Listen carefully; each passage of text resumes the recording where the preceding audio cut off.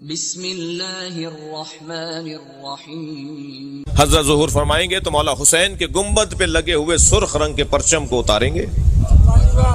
عرب دنیا کا دستور ہے، جس کے خون کا بدلہ نہیں ہوتا اس کی قبر پہ سرخ جھنڈا لگاتے ہیں۔ امام حسین کے گنبد پہ جو سرخ رنگ کا جھنڈا لگا ہوا ہے نا، پرچم لگا ہوا ہے، وہ اسی لیے لگا ہوا ہے کہ ابھی خون کا بدلہ باقی ہے، اور بدلہ لینے والے صاحب وارث مولا کے فرزند، اور ایسا عظیم فرزند کہ جن سے مولا کو خود مولا حسین کو اتنا پیار ہے کہ جب ظہور فرمائیں گے نا امام مہدی تو رجعت سے حسین دوبارہ اٹھائے جائیں گے، اور عالمی سطح پر امام حسین کی حکومت ہوگی۔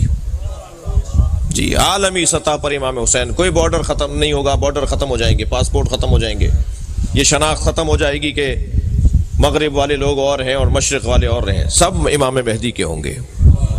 ایک ہی اذان سنائی دی جائے گی، ایک ہی انداز کا مذہب ہوگا، امام مہدی کی پوری عالمی حکومت ہوگی، اور امام مہدی جب تشریف لے کر آئیں گے تو امام حسین دوبارہ سے لائے جائیں گے، امام کی رجعت ہوگی، امام دوبارہ اٹھائے جائیں گے، اور امام حسین جب امام مہدی کو ایک یہودی عورت سر پر پتھر مارے گی جس سے امام مہدی شہید ہوں گے، تو امام حسین ہی امام مہدی کی نماز جنازہ پڑھائیں گے اور اپنے بیٹے کو اپنے ہاتھ سے دفنائیں گے، اور پھر پوری دنیا پہ حسین کی حکومت ہوگی۔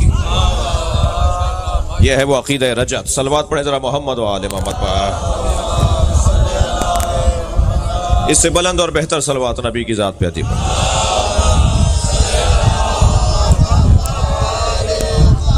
لہذا اب اتنا آئیڈیل دور، اتنا پسندیدہ دور، اتنا بہترین ماحول کہ جب امام حسین کے ہاتھ میں پوری کائنات ہوگی۔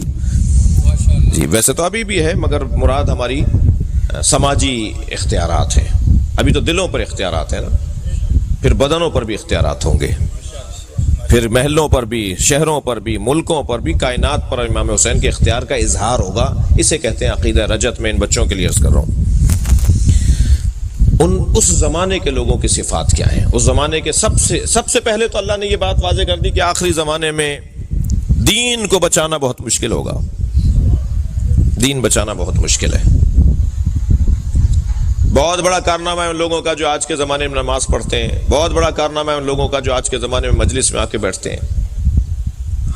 جتنا مجمع یہاں بیٹھا ہے الحمدللہ بہت بڑا مجمع ہے، لیکن اس سے 2 برابر مجمع ہوگا جو نہیں آیا۔ جی، اس سے 2 برابر مجمع ہوگا جو ان کو پتا ہے کہ مجلس ہو رہی ہے پھر بھی وہ نہیں آیا۔ تو یہ جو آ کے بیٹھا ہے، یہ جو نہیں آیا وہ برابر کیسے ہو سکتے ہیں؟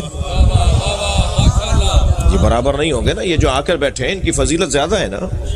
ایسے ہی جو نماز پڑھنے کے لیے مسجد میں جاتے ہیں، جمعہ پڑھنے کے لیے جاتے ہیں، حج کرنے جاتے ہیں، عبادتیں انجام دیتے ہیں، وہ کیسے برابر ہو جائیں گے ان لوگوں، وہ ان کے برابر کیسے ہو جائیں گے جو یہ سب کچھ نہیں کرتے؟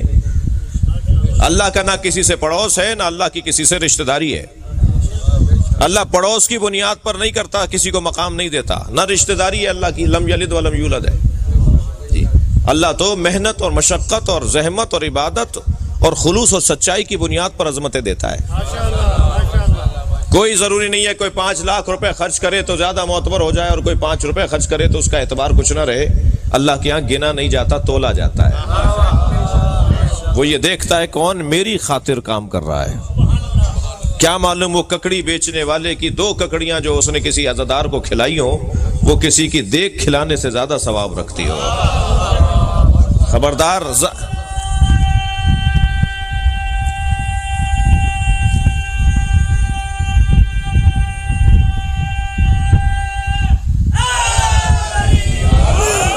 مجھے ظاہر کی بنیاد پر فیصلے نہیں کر رہے، ظاہر کو دیکھ کر۔ خبردار، ظاہر پر فیصلہ نہیں ہوگا، باطن پر اور خلوص نیت پر فیصلہ ہوگا۔ اور جو میرے ہاتھ میں نہیں ہے کہ میں کسی کا فیصلہ کروں، کیا معلوم وہ سچا ہو اور میں سوچا ہوا ہوں کہ سچا نہیں ہے۔ ویسے بھی جس جگہ ہم بیٹھے ہیں نا، تھکے ہوئے تو نہیں آپ، جس جگہ ہم بیٹھے ہوئے ہیں نا، یہ جگہ اینک بدلنے کی جگہ ہے۔ یہاں بیٹھنے والوں کی دید تبدیل کروائی جاتی ہے، اینک تبدیل کروائی جاتی ہے۔ یہاں بیٹھنے والا وہ دیکھتا ہے جو حقیقت ہو۔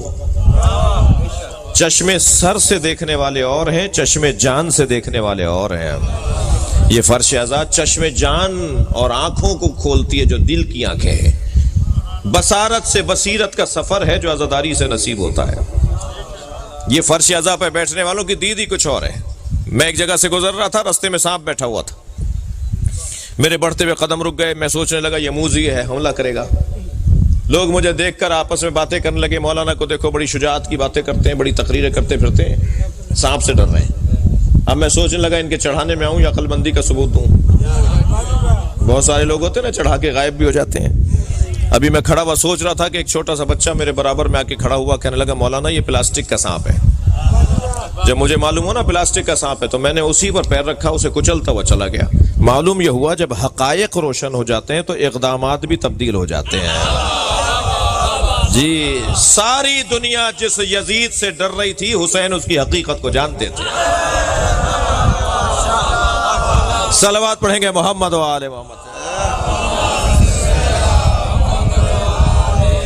حقائق روشن ہوتے ہیں یہاں۔ خبردار کپڑوں کی بنیاد پر کسی کا احترام نہیں ہونا، خبردار گاڑیوں کی بنیاد پر کسی کو معتبر نہیں ماننا، بڑے بنگلوں کی بنیاد پر کسی کو بڑا نہیں ماننا۔ ہماری تو انداز ہی کچھ اور ہے، ہم تو لوگ ہی کچھ اور ہیں۔ ہم پر اگر کوئی غور کر لے تو وہ ڈبل پی ایچ ڈی ہو جائے۔ شیعوں پر غور اگر کوئی کر لے نا کسی یونیورسٹی میں جا کر تو وہ ڈاکٹر ہو جائے۔ ہم پر غور کرنے سے ڈاکٹر ہو جائے۔ مولا کی تو بات بہت بڑی ہے، بڑی بات ہے مولا کی۔ ہمیں سمجھنے کے لیے دانشوریاں چاہیے، دانش مندیاں چاہیے، ہوشیاریاں چاہیے، عقل مندی چاہیے۔ کہتے ہیں شیعوں کی تو باتیں علیحدہ علیحدہ ہوتی ہیں، شیعوں کی تو باتیں نئی باتیں ہوتی ہیں، نئے نئے کام ہیں شیعوں کے۔ جی ہماری نئی باتیں، ہمارے نئے کام ہی تو زندہ رکھے ہوئے لوگوں کو۔ وہ ہم پہ غور کرتے چلے جا رہے ہیں اور ہم کو سمجھتے چلے جا رہے ہیں۔ جی میں ایک جگہ بیٹھا ہوا تھا تو گفتگو ہو رہی تھی کہ جب امام ظہور فرمائیں گے تو امام کی عمر 40 سال کی ہوگی۔ میں نے کہا جی امام ہمارے جب ظہور فرمائیں گے تو ان کی عمر 40 سال کی ہوگی۔ تو وہاں ایک صاحب بیٹھے تھے، کہنے لگے کیا مطلب ہے ابھی ولادت نہیں ہوئی؟ میں نے کہا نہیں، ولادت تو 255 ہجری میں ہو گئی۔ کہنے لگے جی مولانا 1441 چل رہا ہے، 1440 چل رہا ہے، یہ 1440 اور 255 ہجری 1150 سال ہو گئے، آپ کہہ رہے ہیں کہ جو ہے وہ 40 سال کے ہوں گے؟ کہیے 1150 سال کے ہیں تو پھر 40 سال کا کیا مطلب ہے؟ میں نے کہا نہیں، ہیں وہ 1150 سال کے مگر عمر 40 سال پہ رکی ہوئی ہے۔